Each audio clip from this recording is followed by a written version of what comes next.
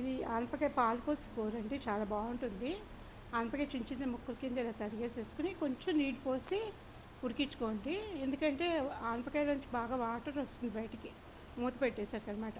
కొంచెం సాల్ట్ వేసి కనుక మనం మూత పెట్టేసి ఉంచితే మళ్ళీ చూసుకోండి, మధ్యలో మళ్ళీ మాడేటట్లుగా చేసుకోవద్దు. మళ్ళీ మాడిపోతే కనుక కష్టం. దానికి కొంచెం నీళ్ళు పోసి, అంటే మనం వాటర్ పారిపోయాం అన్నమాట, దీంట్లోనే ఉంచేస్తాం. అందుకని ఆ మాత్రం నీళ్ళు పోస్తే చాలన్నమాట. మూత పెట్టేసరికి బాగా మగ్గిపోతుంది. ఎందుకంటే సొరకాయ లేతగానే ఉంటుంది కదా. ఇదిగోనండి దగ్గరికి వచ్చేసింది. ఆ వాటర్ ఉంచేస్తున్నాను, నేను డ్రైన్ చేయటం లేదు.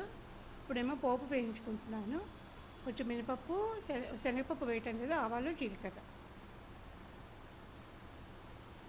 దీనిలో పచ్చిమిరపకాయలు వేస్తున్నానండి, ఎండుమిరపకాయలు వేయటం లేదు. పచ్చిమిరపకాయల కారమే బాగుంటుంది. 2 పచ్చిమిరపకాయలు వేస్తున్నాను.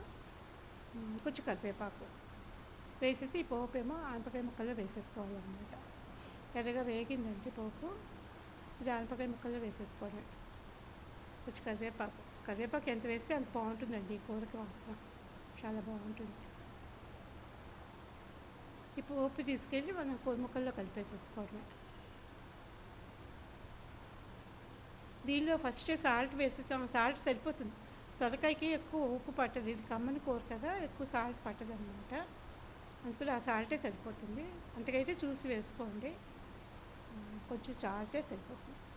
నెక్స్ట్ షుగర్ వేస్తున్నానండి, ఇది తీపి కూర అనమాట. ఇందులో పాలు పోసి షుగర్ వేస్తున్నాను.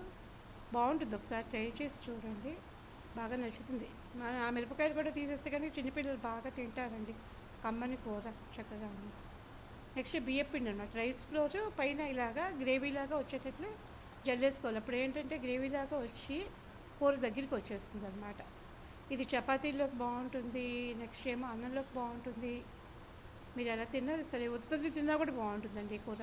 నిజంగా ఉత్తది కూడా తినడానికి చాలా బాగుంటుంది, ఈజీగా ఉంటుంది, చక్కగా కమ్మగా ఉంటుంది. ఒకసారి ట్రై చేసి చూడండి.